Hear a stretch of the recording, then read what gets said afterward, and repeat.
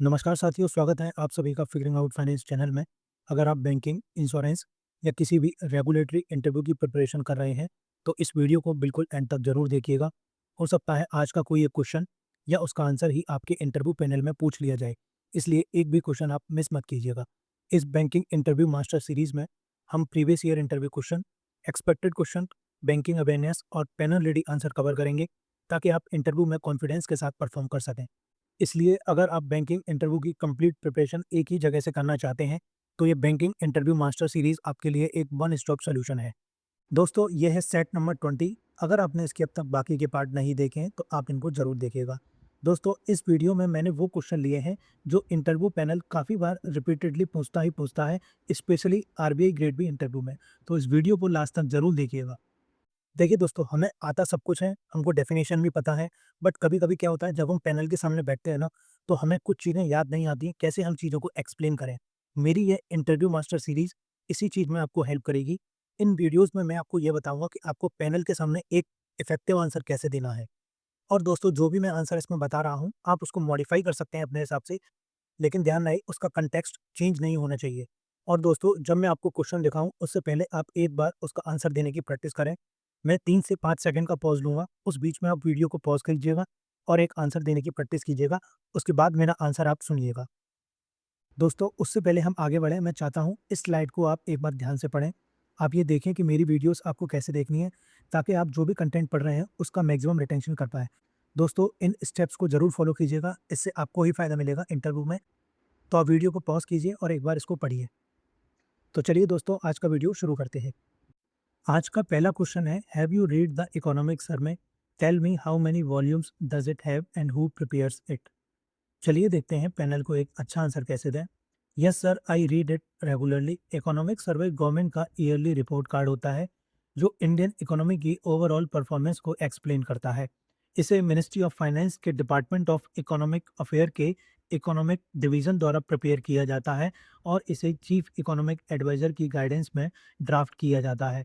Union finance minister इसे generally union budget से एक दिन पहले पार्लियामेंट में टेबल करती हैं। सर, पहले कई सालों तक इकोनॉमिक सर्वे 2 वॉल्यूम में आता था। एक वॉल्यूम में डिटेल एनालिसिस होता था और दूसरे में डेटा टेबल होती थी। लेकिन रिसेंट ईयर में इसे एक सिंगल मेन वॉल्यूम के साथ अलग स्टैटिकल अपेंडिक्स के फॉर्मेट में पब्लिश किया जा रहा है। सर, इकोनॉमिक सर्वे सिर्फ एडवाइजरी नेचर का डॉक्यूमेंट है, ये लीगली बाइंडिंग नहीं है। मैं इसे एक सिंपल तरीके से देखता हूँ। इकोनॉमिक सर्वे हमारी इकोनॉमी की डायग्नोसिस बताता है और यूनियन बजट उस डायग्नोसिस का ट्रीटमेंट प्रोवाइड करता है। नेक्स्ट क्वेश्चन है, tell me how is the balance sheet of the RBI different from that of commercial bank? चलिए देखते हैं पैनल को एक अच्छा आंसर कैसे दें। सर, सबसे बड़ा डिफरेंस इसका पर्पस है। एक कमर्शियल बैंक प्रॉफिट अर्न करने के लिए काम करता है, जबकि आरबीआई की बैलेंस शीट पॉलिसी फंक्शन को रिफ्लेक्ट करती है, प्रॉफिट को नहीं। कमर्शियल बैंक की लायबिलिटी साइड पर मेनली पब्लिक डिपॉजिट होते हैं और असेट साइड पर लोन्स और इन्वेस्टमेंट होते हैं। वहीं आरबीआई की main liability currency note issued bank के डिपॉजिट और गवर्नमेंट के डिपॉजिट होते हैं और आरबीआई के major asset gold, foreign securities और गवर्नमेंट सिक्योरिटीज होती हैं। सेकंड डिफरेंस ये है कि आरबीआई की बैलेंस शीट दो पार्ट में मेंटेन की जाती है। इशू डिपार्टमेंट जो करेंसी इशू से रिलेटेड होता है और बैंकिंग डिपार्टमेंट जो आरबीआई के बाकी फंक्शन को हैंडल करता है। थर्ड, करेंसी नोट आरबीआई के लिए लायबिलिटी होते हैं, लेकिन वही नोट्स एक कमर्शियल बैंक के लिए असेट होते हैं। और फाइनली आरबीआई का सरप्लस गवर्नमेंट को ट्रांसफर किया जाता है, जबकि कमर्शियल बैंक का प्रॉफिट उसके शेयर होल्डर को जाता है। नेक्स्ट क्वेश्चन है, tell me what is the capital of RBI and why is it so low? चलिए देखते हैं पैनल को एक अच्छा आंसर कैसे दें। सर, आरबीआई का कैपिटल सिर्फ 5 करोड़ है। ये आरबीआई एक्ट 1934 के सेक्शन 4 के अंदर फिक्स्ड है और जब से आरबीआई ने 1935 में काम शुरू किया है, तब से ये अमाउंट सेम ही है। आज के टाइम में ये अमाउंट काफ़ी छोटा लग सकता है, लेकिन इसके पीछे एक वैलिड रीज़न है। आरबीआई कोई नॉर्मल कमर्शियल बैंक नहीं है जो प्रॉफिट कमाने के लिए काम करता हो। ये गवर्नमेंट ऑफ इंडिया की फुली ओन्ड इंस्टीट्यूशन है, इसीलिए इसे शेयर होल्डर से कैपिटल रेज़ करने की ज़रूरत नहीं पड़ती। साथ ही आरबीआई देश का सेंट्रल बैंक है और करेंसी इशू करने का अधिकार भी इसी के पास है। इस वजह से आरबीआई कभी भी रुपी फंड की कमी का सामना नहीं करता। इसीलिए आरबीआई की असली फाइनेंशियल स्ट्रेंथ उसके कैपिटल से नहीं, बल्कि उसके रिजर्व और उसके स्टैट्यूटरी पावर से आती है। इसी वजह से आरबीआई का कैपिटल अमाउंट सिर्फ सिंबलिक नेचर का माना जाता है। नेक्स्ट क्वेश्चन है explain forex and India's forex reserve in simple word. चलिए देखते हैं पैनल को एक अच्छा आंसर कैसे दें। सर फॉरेक्स का सिंपल मतलब होता है फॉरेन एक्सचेंज यानी दूसरे देशों की करेंसी, जैसे यूएस डॉलर, यूरो या येन। इंडिया जब क्रूड ऑयल जैसे प्रोडक्ट बाहर के देशों से खरीदता है और अपने गुड्स दूसरे कंट्री को बेचता है, तो इन ट्रांजैक्शन को सेटल करने के लिए हमें फॉरेन करेंसी की जरूरत पड़ती है। इंडिया का फॉरेक्स रिजर्व आरबीआई के पास रखे हुए फॉरेन असेट का स्टॉक होते हैं। इन फॉरेक्स रिजर्व के चार पार्ट होते हैं। सबसे बड़ा हिस्सा फॉरेन करेंसी असेट का होता है, इसके बाद गोल्ड, फिर आईएमएफ से मिलने वाले स्पेशल ड्राइंग राइट और लास्टली आईएमएफ में इंडिया की रिजर्व ट्रांच पोजीशन। इन रिजर्व का मेन पर्पस इंपोर्ट बिल को पे करना, एक्सटर्नल ऑब्लिगेशन को मीट करना और रुपये को स्टेबल रखना होता है। सिंपल वर्ड में कहें तो फॉरेक्स रिजर्व हमारे देश का एक सेफ्टी कुशन होते हैं और दुनिया को इंडिया की इकोनॉमी पर कॉन्फिडेंस देते हैं। नेक्स्ट क्वेश्चन है tell me what are 81 bonds and why are they significant. चलिए देखते हैं पैनल को एक अच्छा आंसर कैसे दें। सर 81 का full form additional tyre 1 bonds होता है। ये स्पेशल बॉन्ड होते हैं जो बैंक्स बेसल थर्ड रूल के अंडर अपना कैपिटल रेज करने के लिए इशू करते हैं। इनकी सबसे इम्पॉर्टेंट फीचर ये है कि ये परपेचुअल बॉन्ड होते हैं, यानी इनकी कोई फिक्स्ड मैच्योरिटी डेट नहीं होती। इसलिए बैंक किसी पर्टिकुलर डेट पर प्रिंसिपल अमाउंट वापस करने के लिए बाउंड नहीं होते। हाँ, एक सर्टेन पीरियड के बाद बैंक चाहें तो इन बॉन्ड्स को कॉल बैक कर सकते हैं, लेकिन ये कंपलसरी नहीं होता क्योंकि इसमें रिस्क कंपैरेटिवली ज़्यादा होता है। इसलिए ये नॉर्मल बॉन्ड्स के कंपैरिजन में हायर इंटरेस्ट ऑफर करते हैं। इनकी सबसे बड़ी सिग्निफिकेंस इनकी लॉस एब्जॉर्प्शन कैपेसिटी है। अगर किसी बैंक का कैपिटल रिक्वायर्ड लेवल से नीचे चला जाए या आरबीआई बैंक को नॉन वाइबल डिक्लेयर कर दे, तो इन बॉन्ड्स को राइट ऑफ किया जा सकता है या इक्विटी में कन्वर्ट किया जा सकता है। इस तरह 81 बॉन्ड्स एक शॉक एब्जॉर्बर की तरह काम करते हैं। ये बैंक्स को अपना कैपिटल स्ट्रेंथन करने में हेल्प करते हैं, शेयर होल्डिंग को डाइल्यूट किए बिना कैपिटल सपोर्ट प्रोवाइड करते हैं और फाइनेंशियल स्ट्रेस के टाइम डिपॉजिटर की प्रोटेक्शन में भी इंपॉर्टेंट रोल निभाते हैं। नेक्स्ट क्वेश्चन है are is viable, what is your opinion in simple words, tell मी।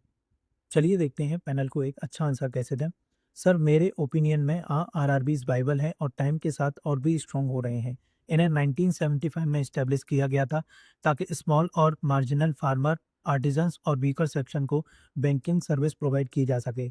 आज भी ये अपनी इस रेस्पॉन्सिबिलिटी को बहुत इफेक्टिवली निभाते हैं क्योंकि इनकी ज़्यादातर ब्रांचेस रूरल और सेमी अर्बन ब्रांचेस में है।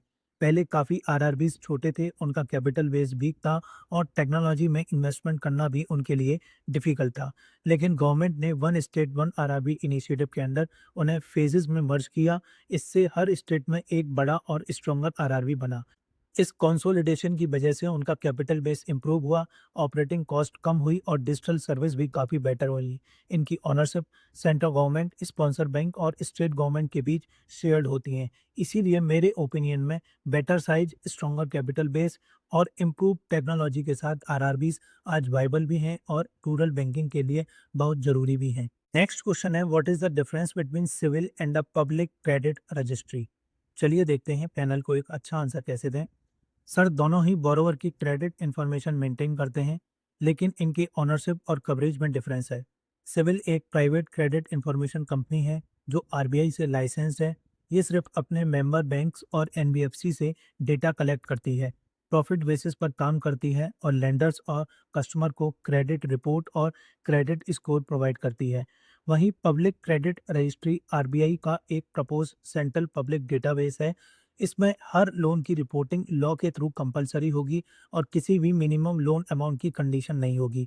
इसलिए जहां एक प्राइवेट क्रेडिट ब्यूरो सिर्फ पार्शियल कवरेज प्रोवाइड करते हैं, वहीं पब्लिक क्रेडिट रजिस्ट्री का ऑब्जेक्टिव पूरे क्रेडिट मार्केट को कवर करना है। सिविल का मेन पर्पस लेंडर्स को लोन डिसीजन लेने में हेल्प करवाना है, जबकि पब्लिक क्रेडिट रजिस्ट्री आरबीआई को बैंकिंग सिस्टम की मॉनिटरिंग और सुपरविजन और भी इफेक्टिवली करने में हेल्प करेगा। नेक्स्ट क्वेश्चन है what measure did the USA take to control the 2008 global financial crisis. चलिए देखते हैं पैनल को एक अच्छा आंसर कैसे दें। सर यूएसए ने इस क्राइसिस को कंट्रोल करने के लिए 3 फ्रंट पर काम किया था। सबसे पहले अक्टूबर 2008 में गवर्नमेंट ने emergency economic stabilization act pass किया, जिसके under troubled asset relief program launch किया गया। इसके थ्रू ट्रेजरी ने बैंक्स के बैड असेट खरीदे और वीक बैंक्स एआईजी और ऑटो इंडस्ट्री में डायरेक्टली कैपिटल इन्वेस्ट किया ताकि ये इंस्टीट्यूशन कोलैप्स ना करें। दूसरा, फेडरल रिजर्व ने अपनी पॉलिसी रेट को लगभग जीरो तक रिड्यूस कर दिया और क्वांटिटेटिव ईजिंग शुरू की। इसका मतलब है कि फेड ने गवर्नमेंट बॉन्ड और मॉर्टगेज बैक्ड सिक्योरिटी खरीदी, जिससे फाइनेंशियल सिस्टम में लिक्विडिटी इंक्रीज हो सके। तीसरा, 2009 में गवर्नमेंट ने American recovery and re investment act के थ्रू फिजिकल स्टिमुलस दिया, जिसका ऑब्जेक्टिव जॉब को प्रोटेक्ट करना और इकोनॉमी में डिमांड को रिवाइव करना था। और फाइनली 2010 में डॉड फ्रैंक एक्ट पास किया गया, जिसका पर्पस फाइनेंशियल रेगुलेशन को और स्ट्रॉन्ग बनाना था, ताकि फ्यूचर में इस तरह के फाइनेंशियल क्राइसिस दोबारा ना हो। आज का लास्ट क्वेश्चन है, tell me in simple word what is corporate governance and how is it insured.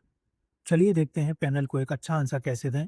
Sir, corporate governance का मतलब है वो रूल्स और सिस्टम जिनके थ्रू किसी कंपनी को डायरेक्ट और कंट्रोल किया जा सकता है। इन सिंपल वर्ड्स, ये डिसाइड करता है कि कंपनी में डिसीजन कौन लेगा, उन डिसीजन के लिए आंसरेबल कौन होगा, और शेयर होल्डर, एम्प्लॉयज, कस्टमर्स और सोसाइटी के इंटरेस्ट को कैसे प्रोटेक्ट किया जाएगा।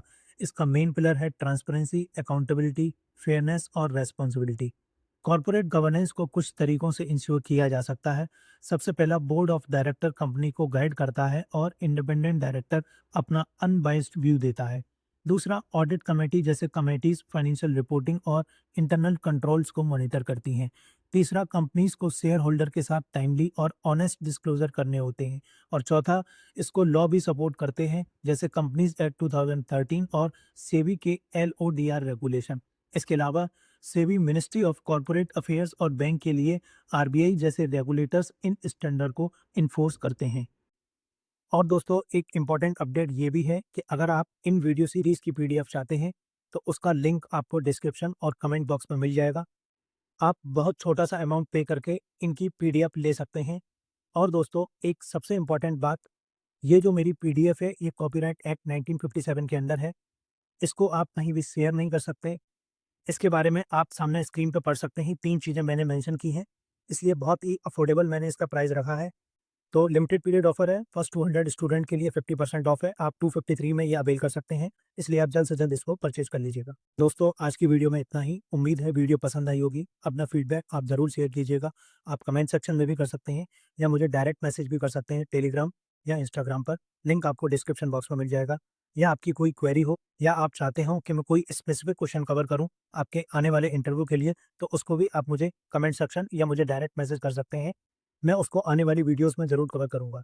दोस्तों, ये वीडियो सीरीज़ काफ़ी ज़्यादा इंपॉर्टेंट है, आप इसको रेगुलरली फॉलो कीजिएगा और सेट्स को आप सीक्वेंस में देखिएगा, इससे आपको एक अलग ही कॉन्फिडेंस मिलेगा। तो दोस्तों, चलिए आज की वीडियो में इतना ही। Thanks for watching and all the best for your interview.